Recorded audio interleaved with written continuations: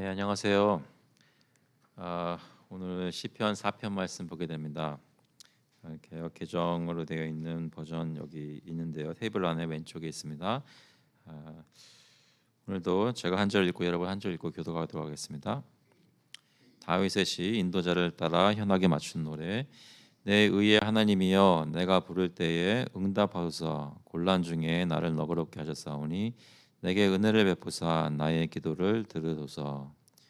인생들아 어느 때까지 나의 영광을 바꾸어 욕되게 하며 헛된 일을 좋아하고 거짓을 구하려는가. 여호와께서 자기를 위하여 경건한 자를 택하신 줄 너희가 알지어다. 내가 그를 부를 때에 여호와께서 들으시리로다. 너희는 떨며 범죄하지 말지어다. 자리를 누워 순종에만 하고 잠잠할지어다. 의의 제사를 드리고 여호와를 의지할지어다. 여러 사람의 말이 우리에게 선을 보일 자 누구니요 하오니 여호와여 주의 얼굴을 들어 우리에게 비추소서. 주께서 내 마음에 두신 기쁨은 그들의 곡식과 새 포도주가 풍성할 때보다 더하니이다. 내가 평안히 눕고 자기도 하리니 나를 안전히 살게 하시는 이는 오직 여호와이시니이다. 아멘. 예, 오늘 보게 되는 시편 4편은 보통 저녁에 부르는 시편이라고 합니다. 저녁에 부르는 저녁시라고 하는데요. 그 시편 5편은 그럼 어떤 시일까요? 아침에 부르는 시죠. 그러니까 저녁과 아침에 이 이스라엘 백성들이 4편과 5편을 읽고 묵상하며 주님께 나아왔다고 합니다. 그래서 5편 3절에 보시면 여호와여 아침에 주께서 나의 소리를 들으시리니라는 말씀이 있지만 이 4편 마지막 절인 8절에 보면 내가 평안히 눕고 자기도 하리니라는 말씀이 있는 걸 보아서 저녁에 하나님께 올리는 기도에 쓰이는 시편으로 보입니다. 시편의 기자는 다윗의 시라고 되어 있으니까 다윗으로 보는데요. 이것을 다윗이 아니다라고 말하는 사람들도 있지만 사실 내용을 들여다보면 정확하게 다윗의 삶 중에 어떤 사건을 얘기하는지는 확실히 알 수 없지만 다윗의 삶이 이러한 시를 쓸 만한 사람인 것을 또 이 시편 안쪽에서 시편 내부에서 증거를 받습니다. 그래서 영광을 누리기도 했고 또 고난을 누리기도 했고 당당하게 하나님 앞에서 대적들에게 선포할 수 있는 권위를 가진 사람 이스라엘 사람들 중에 그 다윗이 그러한 왕으로 세움받은 사람으로 볼 수 있는 것이죠. 그런데 말씀드렸던 대로 정확하게 다윗의 삶 속에 어떤 사건을 두고 얘기하는 것인지 어떤 고난을 두고 얘기한 것인지는 저희가 잘 알 수 없습니다. 어떤 사람들은 사울에게 쫓길 때 이 시를 썼다라고 얘기를 하고 어떤 사람들은 압살롬의 반역 때 도망 다닐 때 그때 썼다고 하는데요. 중요한 것은 이 다윗이 이런 고난을 당할 때 어떻게 고난 중에서도 하나님의 평안을 마음속에 누리며 안심하고 잘 수 있었는지 그것을 여기서 보는 것이 중요합니다.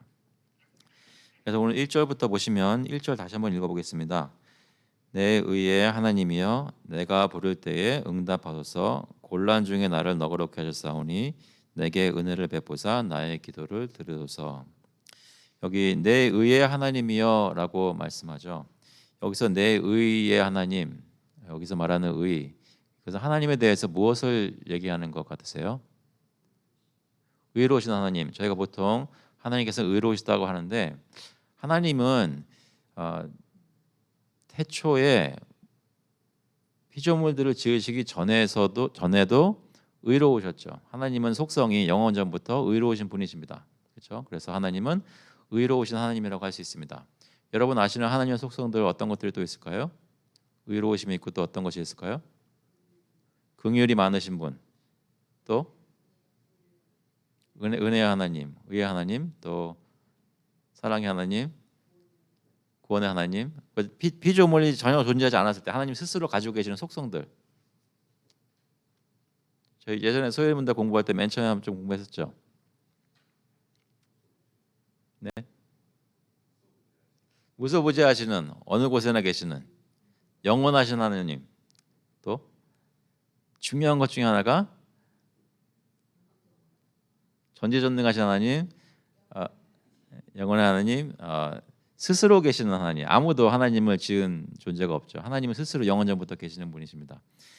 그런데 여기서 말하는 의의 하나님 할 때 이 의라는 것은 하나님이 이미 속성으로 가지고 계신 하나님의 속성을 가지고 얘기하는 것이 아니라 그것도 물론 포함하죠. 근데 그것에 의거해서 하나님께서 어떻게 그동안 자기 백성을 의롭게 대하셨는지, 어떤 의로운 행위들로, 어떤 의로운 행사로 하나님께서 자기 백성을 대하시고 관계를 맺으셨는지 그것들을 두고 얘기를 합니다. 특별히 여기 내 의의 하나님이여라고 말씀하는 걸 보면 하나님이 다윗의 삶 속에서 어떻게 의로운 일들을 행하셨는가, 그런 것들을 다윗이 기억하면서 하나님을 자기의 의의 하나님이라고 부르죠. 하나님이 다윗 삶 속에서 의롭게 행하셨던 때 혹시 기억나는 사건들 있으세요? 어떻게 하나님께서 다윗을 선하게 선대하시고 의롭게 대하셨을까요?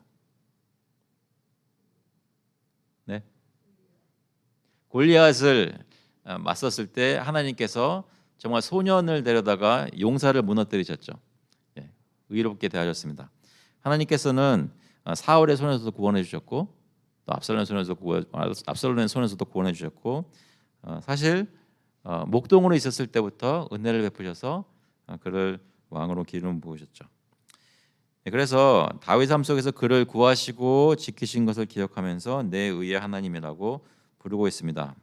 예전에 곤란 중에 도우셨던 하나님을 기억하는 것이죠. 여기 보면 곤란 중에 나를 너그럽게 하셨사오니, 이것은 내가 너그럽게 되었다는 것이 아니라 하나님께서 나를 너그럽게 대하셨다, 이런 말씀입니다. 영어로 보시면 You have given me relief when I was in distress. 그렇게 있죠. 하나님께서 나에게 큰 곳에 거할 수 있도록 나를 구원해 주셨다. 그런 말이죠. 그러면서 하나님이 어떤 하나님이시고 자기와 어떻게 교제하셨고 자기를 어떻게 대하셨는지를 기억하면서 그러면서 기도합니다. 내게 은혜를 베푸사 나의 기도를 들으소서. 계속 기도하는 것이 1절에 보시면 내가 부를 때 응답하소서, 그리고 내게 은혜를 베푸소서, 나의 기도를 들으소서. 이 세 가지의 기도가 있죠. 그래서 다윗이 예전에 하나님께서 나를 선대하셨으니 그것을 기억하면서 하나님께 그것을 구하고 나를 너그럽게 하셨사오니 구하면서 그때처럼 나에게 내가 지금 곤란한 상황 가운데 있는데 나를 구원해 주시옵소서, 나에게 은혜를 지금 베풀어 주시옵소서라고 기도하고 있습니다. 나의 기도를 들으소서. 간절히 부르짖고 있죠. 한 가지 이 시점에서 생각해 보길 원하는 것은 그 적용 질문입니다. 우리는 어떤 하나님을 우리의 삶의 경험 중에 기억하고 있는가? 여러분이 그동안 걸어오셨던 신앙 여정을 돌아보면 하나님이 여러분들을 어떻게 대하셨나요? 여러분이 제일 힘들었을 때가 언제였어요? 제일 힘들었을 때 잘 기억이 안 나시면 그러면 최근에 힘들었을 때, 언제든지.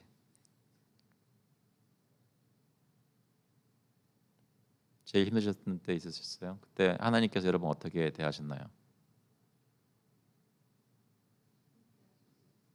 네? 제일 힘들었을 때 함께 하시고 인도하셨다. 하나님께서 함께 하시고 인도하시는 것을 어떻게 느끼시나요? 내가 지금 굉장히 어려운데 하나님이 나와 지금 함께 하신다라는 것을 어떻게 느끼세요?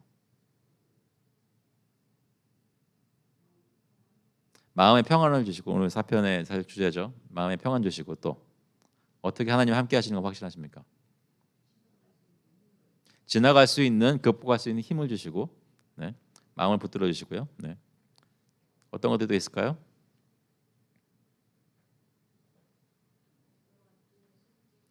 여러분 주위에 사람들을 통해서 하나님이 섭리하시는 거죠. 이렇게 그분들을 통해서 위로도 하시고 정말 필요한 것을 공급해 주기도 하시고 전혀 생각하지 못했는 기대하지 못했는데 하나님께서 그런 구원의 손길들을 내 주변에 있는 사람들을 통해서 주시는 것을 보면 이건 내가 어떻게 할 수 있는 것이 아니라 하나님께서 지금 나를 도와주고 계시는구나, 느끼게 되죠. 전에 한번 말씀드렸었나요? 대학교 때 차를 타고 다시 학교로 돌아가는데 길이 미끄러워서 한 바퀴 돌았어요. 이렇게 언덕 내려가 그때 그 당시에 제가 같이 학교 다니던 아이들 몇 명 태우고 갔는데 차가 돌았어요. 현대 소나타 돌았는데 180도로 해서 이 길가에 있는 집에 정원에 박힌 거예요. 근데 깜깜했었는데 나와서 보니까 앞뒤로 나무가 거목이 있더라고요. 그 사이로 쏙 낀 거예요. 정말 큰 사고가 날 뻔했었죠. 근데 정말 정신없이 나와서 보니까 그렇게 돼 있더라고요. 그런 적이 그 후에도 한두 번 몇 번 더 있었습니다. 그래서 이제는 안전 운전합니다. 하지만 하나님께서 정말 구해주시는 건 아마 기억하실 겁니다. 여러분들이 곤란 중에 처했을 때 하나님께서 여러분 지키셨구나. 기억하시면 지금 내가 혹시 앞으로도 내가 힘들 때 여러분에게 있는 자원 중에 하나는 그 삶 속의 기억들이죠. 하나님이 그 전에 나를 이렇게 구원해 주셨는데 지금도 하나님은 신실하시니까 나의 기도를 지금 들으시고 구원해 주실 것이다 생각하고 소망을 가질 수 있습니다. 그래서 이렇게 고난 중에 있는 다윗이 하나님께 기도를 드릴 때 갑자기 그 대상이 말을 하는 대상이 바뀌죠. 그러면서 2절에 보시면 2절 한번 읽어보겠습니다. 인생들아 어느 때까지 나의 영광을 바꾸어 욕되게 하며 헛된 일을 좋아하고 거짓을 구하려는가. 여기서 말하는 인생들아 할 때 이 인생들 사람들은 다윗을 대적하고 있는 사람들입니다. 다윗을 핍박하는 사람들, 힘들게 하는 사람들, 그것이 사울이 됐든지 압살롬이 됐든지 누가 됐든지 인생들아 어느 때까지 나의 영광을 바꾸어 욕되게 하며. 그러니까 다윗은 하나님이 세우셔서 왕으로 세우시고 영광을 주신 영광스럽게 만드신 사람입니다. 그런데 그 사람을 대적하면서 하나님의 영광을 수치스러운 것으로 바꿨다는 것이죠. 그 얘기는 뭐냐면 하나님이 세우신 왕을 멸시하는 것은 그 왕을 세우신 하나님을 멸시하는 것이죠. 그래서 하나님의 영광을 사실 멸시하고 욕으로 바꾸는 사람들인 것입니다.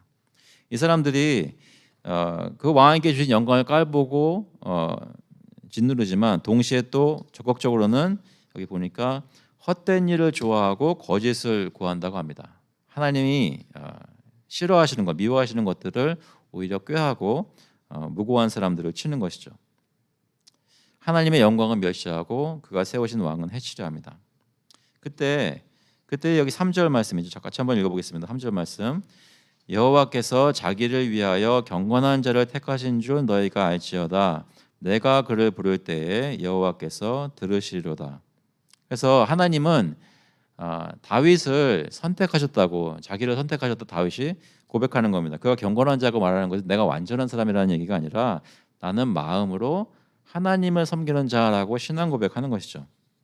그래서 하나님이 자기를 선택하였고 하나님이 나를 세우셨다라는 것을 그 대적들에게 선포하고 있는 것입니다.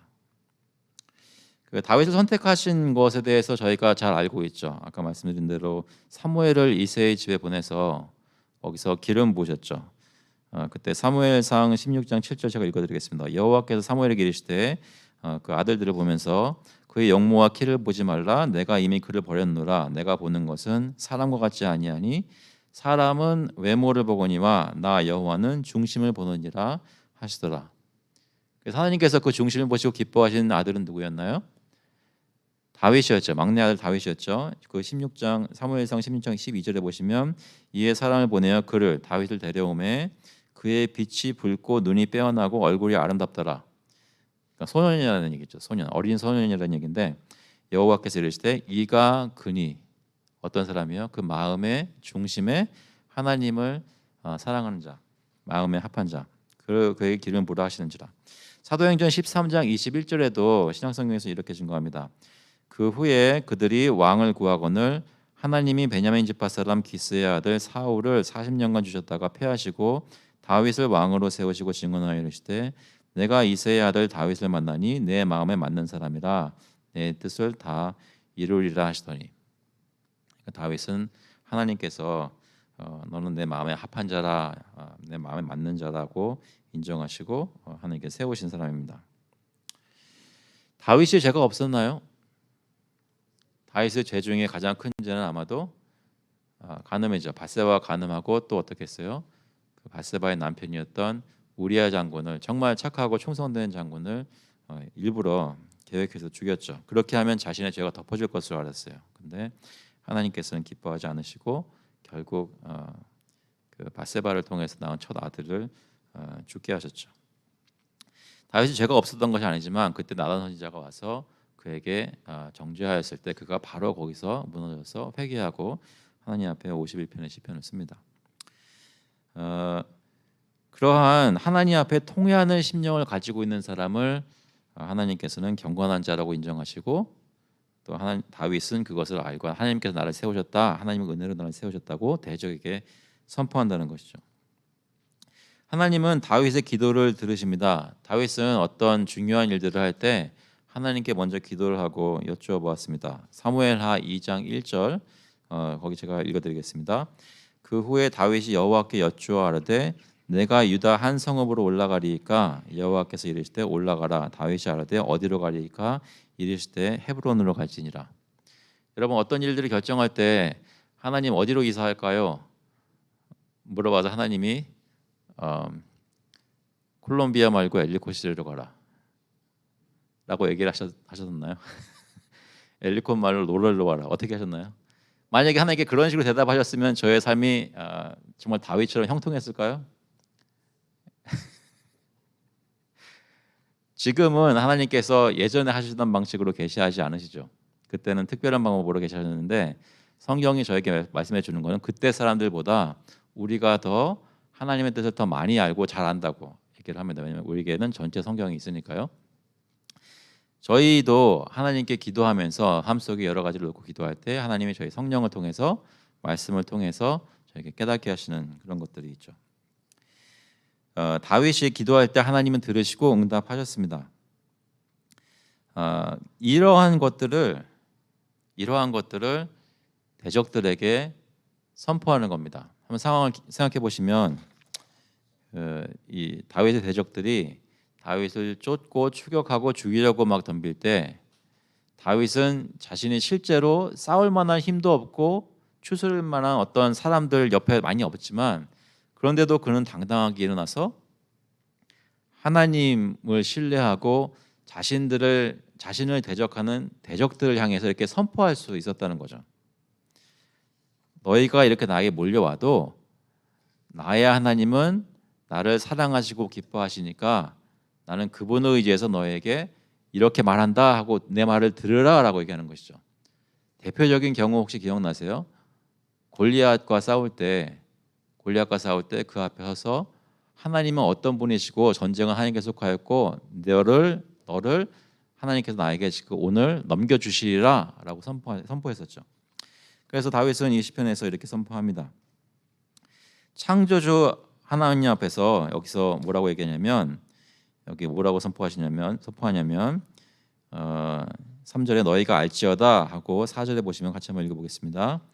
너희는 떨며 범죄하지 말지어다. 자리에 누워 심중에 말하고 잠잠할지어다. 5절도 같이 읽겠습니다. 의의 제사를 드리고 여호와를 의지할지어다. 너희는 떨며 범죄하지 말지어다.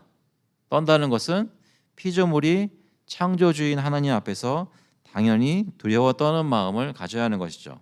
그런데 거기다가 더욱이 죄인들입니다. 거기다가 하나님이 세우신 왕을 대적하는, 하나님을 반대하는 사람들입니다. 그러니까 그들에게 회개하라, 너희들이 심판받을 것을 무서워하고 깨닫고 하나님 앞에서 회개하라고 부르고 있는 것이죠. 죄 짓는 것을 멈춰라, 더 이상 범죄하지 말아라 라고 강력하게 선포하는 것입니다. 그 얘기는 뭐예요? 지금 나를 핍박하는 것을 너희가 멈춰야 된다라고 얘기하는 것이죠. 심중에 말하고 잠잠할지어다. 그러니까 멈춰서 다윗을 욕하고 막 떠벌리는 것을 그만하고 하나님 앞에서 묵상해야 되는 것이죠. 하나님을 기억하고 하나님의 말씀을 묵상하면서 하나님은 어떤 분이신지 기억할 때 전도서 5장 2절 제가 읽어드리겠습니다. 너는 하나님 앞에서 함부로 입을 열지 말며 급한 마음으로 말을 내지 말라. 하나님은 하늘에 계시고 너는 땅에 있음이니라. 그런즉 마땅히 말을 적게 할 것이니라. 하늘에 계신 하나님 앞에 우리 모든 인생들이 멈추어서 자신을 돌아보고 조용히 기도를 해야 될 때가 오는데, 특히 다윗은 자신의 대적들에게 너희들이 이렇게 나를 대적하는 것은 하나님께 대하여 범죄하는 것이니까 회개하고 돌아와서 하나님 앞에서 멈춰서서 주님께 긍휼을 구해라라는 것이죠. 적극적으로는 의의 제사를 드리고 여호와를 의지하라. 형식적인 제사가 아니라 그들의 마음에서 우러나오는 참된 제사를 바치라라고 부르는 것입니다. 그 얘기는 구체적으로 하나님께 다시 헌신하고 그가 세우신 왕을 섬겨라. 그의 왕의 손에 입을 맞춰라. 대적하는 것이 아니라 그에게 충성을 다하라. 이렇게 얘기하는 것이죠. 그래서 다윗은 이렇게 대적들에게 선포했습니다. 잠깐 적용 질문 묵상해 보면 여기 적용 질문이 우리는 우리를 괴롭게 하는 사람들에게 무엇이라 선포하는가?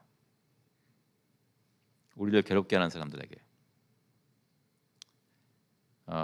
뭐라고 선포하십니까? 여러분이 예수 믿는다고 핍박하는 사람이 혹시 있나요?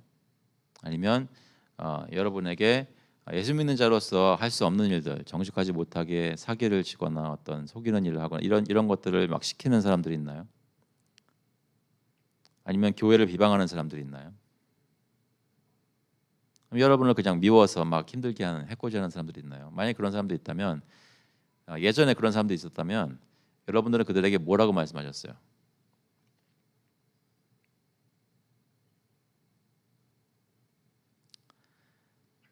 아마 아무 말도 안 하셨을 것 같아요. 아무 말도 안 하시고 말을 안 하고 기도했죠. 그러면서 보통은 피하죠. 자리를 피하죠. 근데 만약에 우리에게 그들과 진심으로 터놓고 얘기할 수 있는 기회가 주어졌다면 우리는 그들에게 이렇게 다윗처럼 선포할 수 있었을까요? 내가 섬기는 하나님이 나를 인정하셨고 나를 깨끗게 하셨고 나를 지금도 제 가운데 씻어주고 계신데, 너희가 나를 아무리 해코지해도 나는 너에게 선포하는 것은 너희도 하나님 앞에서 범죄하지 말고 주님 앞에 나와서 주에게 의의 제사를 바쳐라 라고 그렇게 초대할 수 있나요? 여러분 주변에 계시는 분들께 담대히 하나님의 도를 전할 수 있으시겠습니까? 우리는 피하거나 당하기만 할 때가 많은데 이때 그렇게만 하는 것이 아니라 예수 그리스도께서 우리의 왕으로 세워지신 것을 선포해야 되는 것이죠. 그들에게 복음을 전해야 됩니다. 그래서 그리스도 안에서 회개와 순종을 촉구해야 되는 것이죠. 그래서 6절부터 7절까지 보면, 그러면 1절에서는 하나님께 기도하고 2절부터 5절까지는 대적들을 향해서 선포했는데 이 6절과 7절에서는 다시 기도를 합니다. 그냥 기도하는 내용이 보시면 같이 한번 읽어보겠습니다. 6절 7절 같이 한번 읽어보겠습니다. 여러 사람의 말이 우리에게 선을 보일 자 누구뇨 하오니 여호와여 주의 얼굴을 들어 우리에게 비추소서. 주께서 내 마음에 두신 기쁨은 그들의 곡식과 새 포도주가 풍성할 때보다 더하니이다. 여기 다윗이 다시 하나님께 기도를 하는데, 근데 먼저 누구들을 두고 얘기하냐면 여러 사람의 말이라고 얘기합니다. 여러 사람이라는 것은 2절에서 인생들아 말할 때처럼 대적을 얘기하는 것이 아니라 그와는 다른 입장에 서 있는 사람들, 그러니까 이스라엘 백성들, 다윗을 사랑하고 다윗을 아끼고 보호하려는 사람들을 얘기하는 것이죠. 여러 사람의 말이 우리에게 선을 보일 자 누구뇨? 그들도 부르짖고 있는 것이죠. 어려운 일을 다윗이 당하고 있을 때, 또 그들도 함께 다윗과 함께 어려운 일을 당할 때 우리에게 선을 보일 자 누구뇨? 부르짖는 것입니다. 하나님께 구하고 있는 것입니다. 그때 다윗은 이렇게 그들과 함께 기도하죠. 여호와여 주의 얼굴을 들어 우리에게 비추소서. 하나님, 나 혼자만이 아니라 주의 백성들이 함께 주님께 부르짖습니다. 주님의 얼굴을 들어서 우리에게 비추어 주시옵소서. 그렇게 기도하고 있죠. 사실 다윗이 압살롬에게 피할 때, 예를 들자면 다윗과 함께했던 사람들이 있었습니다. 기억나세요 혹시? 누가 같이 했나요? 그 용사들 중에 가드 사람 이때가 있고요, 사독 제사장도 있고, 레위 사람들 같이 했던 사람들도 있고, 또 아비아달 제사장, 또 사독과 아비아달 제사장의 아들들 요나단과 아히마스도 있고, 특히 다윗의 친구 중요한 역할을 했던 친구가 있죠. 그 사람 이름 기억나십니까? 후세. 후세 기억나세요? 후세가 압살롬과 함께 있으면서 압살롬이 다윗을 치려는 것을 여러 가지로 방해했죠. 그리고 다윗이 피할 때 그를 어떤 먹을 것과 식량과 재력으로 도와줬던 소바와 마길과 바르실레라는 사람이 있었습니다. 그러니까 압살롬에게 피하면서 도망갈 때 아무도 다윗의 장래를 보장할 수 없을 때 압살롬에게 온 이스라엘이 같이 편을 들었을 때 다윗과 신의를 지키고 하나님이 세우신 왕을 끝까지 지켰던 사람들이 있었다는 것이죠. 그 사람들을 대표해서 다윗이 이렇게 기도하는 것입니다. 누가 우리에게 선을 보여주시겠나이까? 하나님 우리에게 얼굴을 비춰주소서. 그것은 그 구약 백성에게 아론 제사장이 축복 기도할 때 썼던 말입니다. 민수기 6장 24절부터 26절까지 보면 이런 말씀이 있습니다. 제가 읽어드릴게요. 민수기 6장 24절부터 읽어드리겠습니다. 여호와는 내게 복을 주시고 너를 지키시기를 원하며 여호와는 그의 얼굴을 내게 비추사 은혜 베푸시기를 원하며 여호와는 그 얼굴을 내게로 향하여 드사 평강 주시기를 원하노라 할지니라. 들어본 적 있으세요? 저희가 보통 축도할 때 고린도후서 13장의 말씀을 하지만 또 이 구약의 아론의 축복 기도를 하기도 합니다. 축복 선포를 하기도 합니다. 내게 복을 주시고 너를 지키시길 원하며 여호와는 그의 얼굴을 내게 비추사. 하나님께서 우리에게 얼굴을 비추신다는 것은 하나님이 우리를 어떻게 해요? 기뻐하신다는 거예요. 여러분 누가 싫으면 어떻게 하세요? 그 사람 얼굴을 안 보잖아요. 그래서 저는 계속 지금 여러분 한 사람 한 사람 얼굴 보면서 지금 그러니까 여기 싫어하는 사람 아무도 없습니다. 그러니까 계속 보는 거예요, 그죠? 여러분께서는 교회 아니든 밖이든 가족들이든 친척들이든 누가 싫으면 그 얼굴을 피하겠죠. 그런데 여러분 마음에 그 사람을 사랑하면 사랑하는 것을 어떻게 표현합니까? 그 얼굴을 바라보고 환히 웃어주겠죠. 하나님께 기도하는 거예요. 하나님, 내가 지금 주변에 있는 상황을 봐서는 지금 하나님이 날 기뻐하지 않으시는 건가 생각할 수 있는 상황들이 지금 벌어지고 있는데 하나님, 내가 마음속에 계속 묵상하고 기억해 보니까 하나님은 내게 신실하셨고 지금도 나의 죄를 사하시고 나에게 얼굴빛을 비춰주신다고 믿습니다. 내게 은혜를 베풀어 주소서라고 기도하는 것입니다. 그래서 하나님 백성 안에서 다윗은 기뻐하고 있고요. 그래서 하나님께서 다윗으로 하여금 하나님의 언약 백성의 남은 자들을 기억하게 하시고 하나님이 어떻게 그의 참된 백성을 구하실지 확신하게 하면서 그의 마음에 기쁨을 주십니다. 이때 지금 사실 다윗의 상황은 기뻐할 만한 것이 아무것도 없는데 하나님께서 자기 백성을 잊지 않으시고 구원하신다는 신실하신 하나님이라는 것을 기억하고 기도하다 보니까 이 백성들을 보면서 마음에 기뻐하는 겁니다. 교회에 와서 성도들 바라보면서 여러분 마음은 기쁘십니까? 그러니까 아침에 아이들 있는 가정들이나 또는 부부끼리 사이가 좀 안 좋거나 여러 가지 막 전쟁을 치르고 막 왔는데 교회에 와서 성도들을 보면서 마음에 싹 녹아지는 하나님께서 우리를 복주고 계시는구나, 하나님 우리를 사랑하시는구나, 그런 것들을 확인 받으시면 좋겠습니다. 적용 질문이 있습니다. 우리는 어려울 때 어떻게 교우들과 함께 기도하며 힘을 얻는가? 여러분 혼자 이 일들을 헤쳐나가야 되는 것이 아니라 여러분들이 함께 교우들끼리 모여서 소그룹 모이다든지 아니면 따로 모였을 때 어떻게 함께 서로 격려하면서 힘을 얻습니까? 그때 하나님께서 서로 간의 교제 가운데 기쁨을 주시길 바랍니다. 실제로 말씀하신 것처럼 주께서 내 마음에 두신 기쁨은 그들의 곡식과 새 포도주가 풍성할 때보다 더하니이다. 풍년을 만난 농부보다 더 기쁜 기쁨이 성도들 안에서 하나님을 바라보는 것을 함께 확인할 때 있다는 것이죠.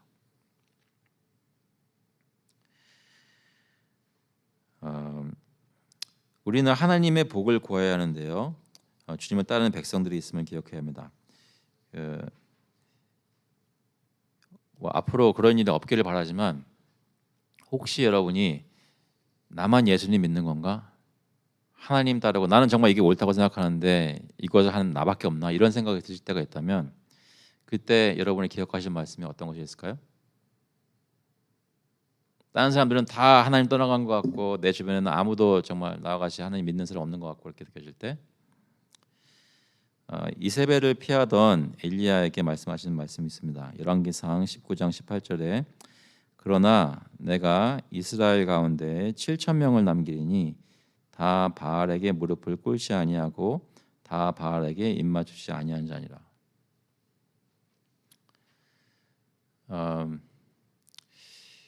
그 교회라는 게 굉장히 소중하게 되는 때가 있는데요.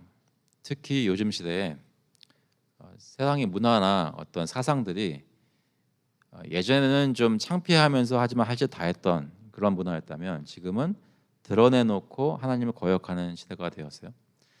그럴 때 교회라는 것이 소중한 이유 중에 하나가 나 혼자 있지 않다라는 것을 하나님께서는 나만 구원하신 게 아니라 자기가 선택하신 백성들을 함께 구원하셨다라는 것을 확인시켜 주십니다. 근데 때로는 우리 눈에 보이는 그 백성의 수가 많지 않아서 나와 뜻을 같이 하는 백성의 수가 많지 않아서 하나님 앞에 힘들 때가 있죠. 그때 하나님께서 저에게 리마인드 해주시는 것은 내가 바알에게 무릎을 꿇지 아니한 7천 명을 남겨두었다라고 얘기하시는 것입니다.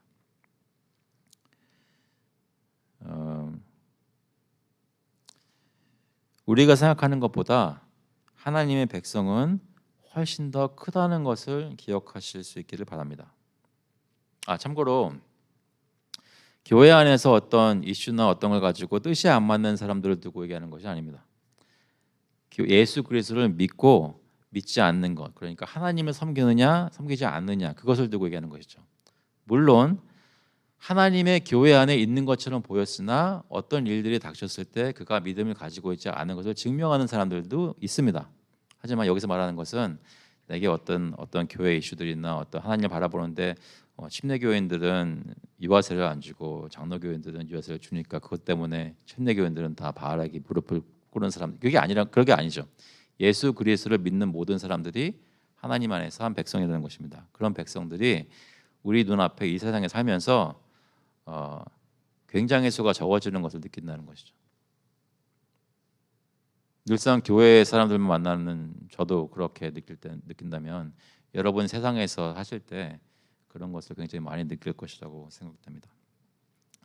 그때 이스라엘 가운데 하나님께서 남긴 사람들이 있다는 것입니다. 그런 사람들을 기억하면서 그 가운데 주신 믿음을 확인할 때 성령의 열매를 가질 수 있죠. 갈라디아서 5장 22절에 오직 성령의 열매는 사랑과 희락, 기쁨과 화평과 오래 참음과 자비와 양성과 충성과 온유와 절제니. 그러니까 하나님이 주시는 성령의 역사로 저희가 가지는 것 중에 하나가 기쁨이라는 것입니다. 그 기쁨은 하나님의 백성이 서로 만나서 같은 하나님을 섬길 때 생기는 것이죠. 그래서 8절에 여기 이렇게 얘기합니다. 8절 같이 한번 읽어보겠습니다. 내가 평안히 눕고 자기도 하리니 나를 안전히 살게 하시는 이는 오직 여호와이시니이다. 다윗의 대적들의 핍박에도 평안히 쉴 수 있었던 이유는 여호와 하나님 때문이었습니다. 예레미야서 32장 혹시 성경책 가지고 계시면 잠깐 이것은 같이 찾아보고 읽었으면 좋겠습니다. 예레미야서 32장 37절부터 41절까지 같이 한번 읽어보겠습니다. 예레미야 32장 37절부터 41절까지 같이 읽겠습니다. 찾으셨으면 37절부터 있습니다. 보라, 내가 노여움과 분함과 큰 분노로 그들을 쫓아내보내었던 모든 지방에서 그들을 모아들여 이곳으로 돌아오게 하여 안전히 살게 할 것이라. 그들은 내 백성이 되겠고 나는 그들의 하나님이 될 것이며 내가 그들에게 한 마음과 한 길을 주어 자기들과 자기 후손의 복을 위하여 항상 나를 경외하게 하고 내가 그들에게 복을 주기 위하여 그들을 떠나지 아니하리라 하는 영원한 언약을 그들에게 세우고 나를 경외함을 그들의 마음에 두어 나를 떠나지 않게 하고 내가 기쁨으로 그들에게 복을 주되 분명히 나의 마음과 정성을 다하여 그들을 이 땅에 심으리라. 하나님께서 이스라엘 백성들에게 약속하시는 언약의 말씀이죠. 보면 내가 기쁨으로 그들에게 복을 주되 분명히 나의 마음과 정성을 다하여 그들을 이 땅에 심으리라. 이스라엘 백성들은 그렇게 심겨졌나요? 영원하게 심겨졌었나요? 아니죠. 망했죠. 예루살렘도 망하고 포로도 끌려가고 그런 가운데 하나님께 부르짖으며 하나님의 소망을 구하게 됐습니다. 한 가지 여러분 저희 전에 한번 얘기 나눴지만 이스라엘과 유다의 왕들이 끝까지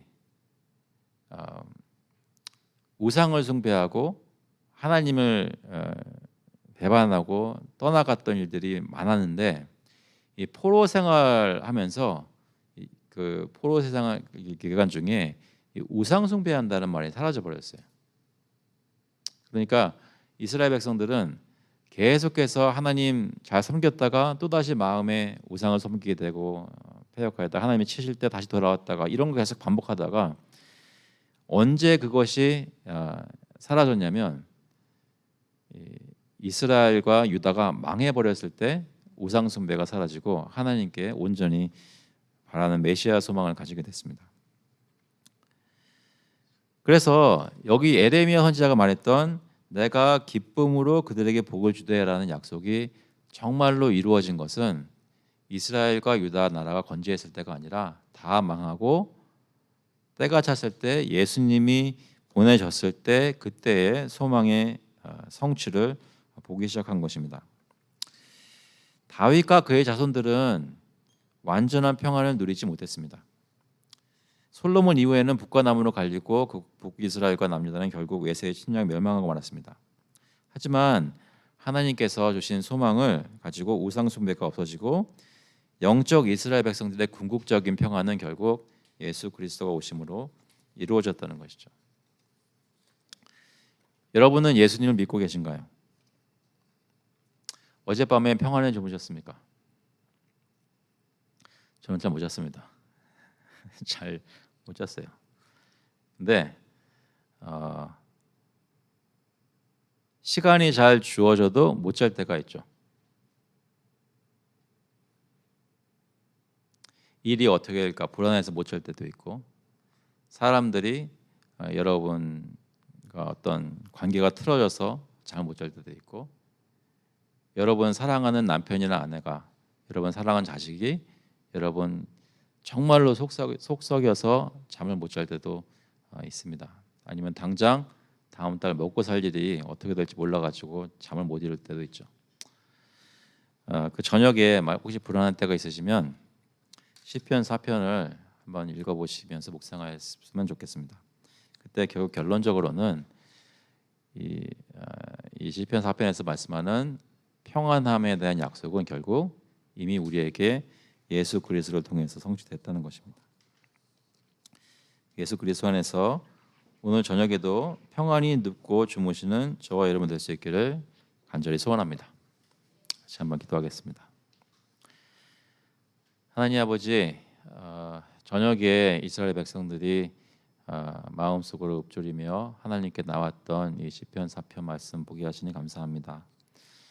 저희들 마음에 평안이 사라지고 불안해질 때 그때 하나님을 붙잡고 다시 한번 기쁨을 누리게 되는 것은 우리 자신이 어떻게 잘해서가 아니라 하나님께서 신실하시기 때문인 줄로 믿습니다.